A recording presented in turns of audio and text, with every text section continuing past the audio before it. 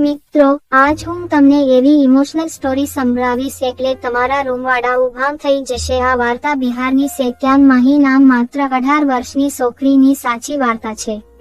આ વાર્તા તે સમયની છે જ્યારે હું સુરતમાં રહેતી હતી. મિત્રો, હું મારા ભાઈ સાથે રહેતી હતી. ઘરમાં હું, મારો ભાઈ, ભાભી અને એક ભાઈની નાની દીકરી હતી. ભાઈનું પોતાનું કામ હતું. ભાભી પણ મોટા બ્યુટી પાર્લરમાં કામ કરતી. હું અને મારી 2 વર્ષની ભત્રીજી ઘરે બંને રહેતા હતા. બંને ભાઈ અને ભાભી સવારે 8 વાગે નીકળી જતા અને પછી રાત્રે ભાભી 7 વાગે આવતી અને ભાઈ 10 વાગે. હું જે ભાડાના મકાનમાં રહેતી હતી તેની ઉપરના ફ્લોર પર એક યુગલ રહેતું હતું. બંનેની ઉંમર બહુ ન હતી. જ્યારે ભાભી ગર્ભવતી બની હતી તેથી તે ગામમાં ગયો. ભાઈ અહીં એકલા રહેતા હતા. અહીં હું ઉપર માઈ માનસ ભૈયાની વાત કરું છું. મિત્રો, મને ભાઈ બહુ ગમ્યો. એક દિવસ હું ઘરે એકલી હતી અને તે જે ઘરમાં રહેતી હતી એ ઘરમાં પણ કોઈ ન હતું. ઉપરના માળે ભાઈ ઓફિસે નહોતા ગયા. બપોર થઈ ગઈ હતી. મારા ભત્રીજી સૂઈ ગઈ હતી અને મારા ભાઈ અને ભાભી બંને કામે ગયા હતા. તેથી મેં મારો મુખ્ય દરવાજો બંધ કરી દીધો. હું ઉપરના માળે ભાઈ પાસે ગઈ. ઉપરના માળે એક જ ઓરડો હતો અને તે પણ ચારે બાજુથી ઘરોથી ઘેરાયેલું હતું. કોઈ મનુષ્ય જોઈ શકતો ન હતો. જ્યારે હું તેના રૂમમાં ગઈ તેથી તે ગીતો સાંભળતો હતો. તે સમયે મ્યુઝિક સિસ્ટમનો ઘણો ક્રેઝ હતો. મેં દરવાજો ખખડાવ્યો અને તેને દરવાજો ખોલ્યો અને હું અંદર આવી. હું ખૂબ જ ખુશખુશાલ છોકરી હતી. હું તેની જગ્યાએ ખુરશી પર બેઠી. તેનો ઓરડો નાનો હતો. એક જ ખુરશી અને એક પથારી હતી તેના રૂમમાં.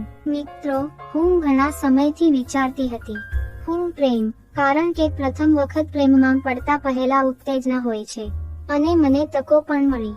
શું કરવું તમને ખબર જ હશે. મિત્રો, યુવતીઓ કે મહિલાઓ કોઈને પણ ફસાવી શકે છે. જેમ કે જો હું ક્યારેય ઈચ્છતી હોઉં તેથી હું તે કોઈ પણ સાથે કરી શકું છું. તમારા વિશે વિચારો ગમે છે. જો કોઈ સ્ત્રી અથવા છોકરી તમને કંઈક કરવા માટે આપે છે તો તમે ના કહેશો, ના, હું આ નહીં કરું. મિત્રો, તે પછી હું ત્યાં જ બેઠી રહી. ખૂની નજરે તેને જોતી રહી, ધ્રુજતી રહી, પણ મને તક મળી રહી ન હતી. મારે શું કહેવું જોઈએ અથવા મારે વાતચીત ક્યાંથી શરૂ કરવી જોઈએ. તેના રૂમનો દરવાજો થોડો ખુલ્લો હતો. ગમે તેમ કરીને મેઇન ગેટ બંધ કરીને હું નીચે આવી. મિત્રો, હું તેમને કંઈ કહી શકતી નહીં. હું ઊભી થઈ અને તેના ખોળામાં બેસી ગઈ અને તેમને પકડી લીધા. જે બાદ તે તરત જ નીચે ઉતરી ગઈ હતી અને પછી ફરી ખુરશી પર બેસી ગઈ. આટલું કરતાં જ તેણે તરત જ નજીક આવ્યો અને મારી પાસે આવીને તેણે કહ્યું, મિરાલી, આ શું હતું? મને ચીડવવા લાગી. તેણે મારા દાડમને સ્પર્શ કરવાનું શરૂ કર્યું. મિત્રો, તે સમયે મારા દાડમ બહુ નાના હતા. તેઓ સ્પર્શી રહ્યા હતા. હું હસતી હતી અને ભાગવાનો પ્રયાસ કરી રહી હતી, જેમ દરેક સ્ત્રી કે છોકરી કરે છે. જો તેણીને તે કરવાનું મન થાય તો તે આ રીતે કરશે કે તેઓએ તે કરવાની જરૂર નથી. હું પણ એવું જ કરતી હતી. પરંતુ આગ અને મીણ ક્યાં સુધી ચાલશે? એકબીજાની સામે રહી શકે છે. બંને ઓગળી ગયા. તે મારા અનુસાર છે. ઉપરથી મારા દાડમ દબાવવા લાગ્યા. પછી તેણે મારા દાડમને ગળાની નજીક ઉપરથી પકડવાનું શરૂ કર્યું અને તેને પકડીને માલિશ કરવા લાગી. મને એવું લાગ્યું કે હું સ્વર્ગમાં છું. મિત્રો, પછી હું પોતે તેના પલંગ પર સૂઈ ગઈ. મારા પગ જમીનને સ્પર્શી રહ્યા હતા અને પલંગ પર સૂતી હતી. તે મારી ઉપર ચઢી ગયો અને મને ચુંબન કરવા લાગ્યો. હું સંકોચ અનુભવતી હતી. તે સંકોચ અનુભવતી હતી. તે તેના દાડમને પણ દબાવાથી બચાવી રહી હતી. તેઓ એકબીજાના પગને સ્પર્શી રહ્યા હતા જેથી તે મારા ક્લીવેજને આરામથી સ્પર્શ ન કરે. એવું નહોતું કે હું ના પાડવા માંગતી ન હતી, પણ એ વખતે એક અલગ જ અહેસાસ હતો. હું સહેલાઈથી કંઈ આપવા માંગતી નહોતી. પછી તેણે મારા નાડા ખોલ્યા અને ફરીથી મારા પર સૂઈ જાઓ. તેણે કહ્યું કે મેં મૂક્યું તો મેં કહ્યું, ધીમે ધીમે કરો, કોઈ દુખાવો ના થવો જોઈએ. તેણે કહ્યું, ઠીક છે, ત્યાં કોઈ પીડા થશે, અને તેણે મારી સલવાર નીચે ખેંચી.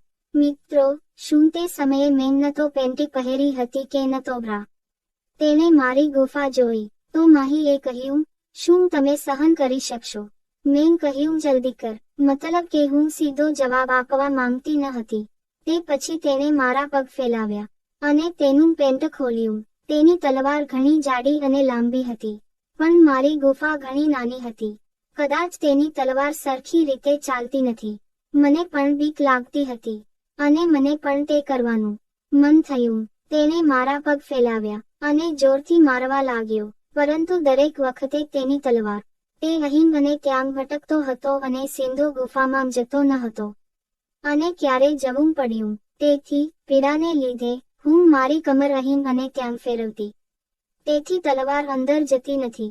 પછી હું આરામદાયક બની અને તેને કહ્યું, તેને યોગ્ય રીતે દાખલ કરો. અને આ વખતે મેં પણ મદદ કરવાનું શરૂ કર્યું. બેડરૂમ. મિત્રો, હવે તેણે ફરીથી મારી ગુફા પર તલવાર મૂકી અને પહેલા થોડો ગયો. બીજી વાર હું મારા પટલમાં બધી રીતે ગઈ.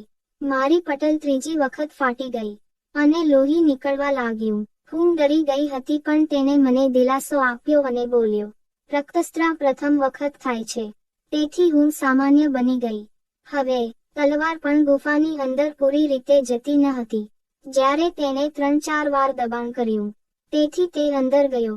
હવે મને પીડા ન હતી અને તેણે ફરીથી તે કરવાનું શરૂ કર્યું, પરંતુ તે કર્યું. તેથી તે અંદર ગયો. હવે મને પીડા ન હતી અને તેણે ફરીથી તે કરવાનું શરૂ કર્યું, પરંતુ તે આરામથી જઈ રહ્યો ન હતો. તેણે સંઘર્ષ કરવો પડ્યો. મિત્રો, પછી તેણે મારો શર્ટ કાઢી નાખી અને તેણે મારા ખૂબ નાના દાડમને ચૂસવાનું શરૂ કર્યું. મને ગલીચ્છી થઈ ગઈ, પણ મજા આવી. આને મીઠી અને ખાટી લાગણી કહેવાય. હવે તેણે મારામાં વધુ જોરથી ધક્કો મારવાનું શરૂ કર્યું. દાડમ દબાવવાનું શરૂ કર્યું. હું આહા છું અને તેને કહેતી હતી, તમે ક્રૂર છો. ખબર નહીં તે આવું કેમ કહેતી હતી. અને પોટ ઉપાડવાનું શરૂ કર્યું. મિત્રો, તેઓ મને ચુંબન કરી રહ્યા હતા. ક્યારેક ગાલ પર, ક્યારેક હોઠ પર, ક્યારેક ગરદન પર માર મારવામાં આવી રહ્યો હતો. હું બંધિયાર હતી તેના આલિંગનમાં. તે મને બાંધી રહી હતી, તમારા હાથ અને પગ સાથે. હું અંદર ફસાઈ ગયો હતો અને તેની તલવાર લગભગ મારી ગુફામાં જતી હતી. અમે બંને એક થઈ ગયા હતા. એવું લાગતું હતું અમુક મશીનની પિસ્ટન ફરતી હોય છે. તેણે મને ખૂબ સારી રીતે લીધી, પણ તે દિવસે મને ખૂબ જ દુખાવો થતો હતો. અને દુખાવો 3 દિવસ સુધી ચાલ્યો. 3 દિવસ સુધી ચાલી પણ ન શકતી, પરંતુ 3 દિવસ પછી દુખાવો દૂર થઈ ગયો. હું નંબર 1 બની ગઈ હતી. અને મિત્રો, 3 મહિનામાં મારા શરીરમાં બદલાવ આવ્યો. પોટલો પહોળો થઈ ગયો હતો. દાડમ મોટા થઈ ગયા હતા. ગાલ ગોરા બની ગયા હતા. હા, હું ગુલાબી થઈ ગઈ હતી.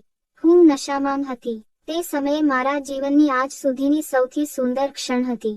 એ ક્ષણ હું ક્યારેય નહીં ભૂલી શકું. હું એવી આશા રાખું છું તમને મારી આ વાર્તા ગમે છે તો મિત્રો મારી ચેનલ સબસ્ક્રાઇબ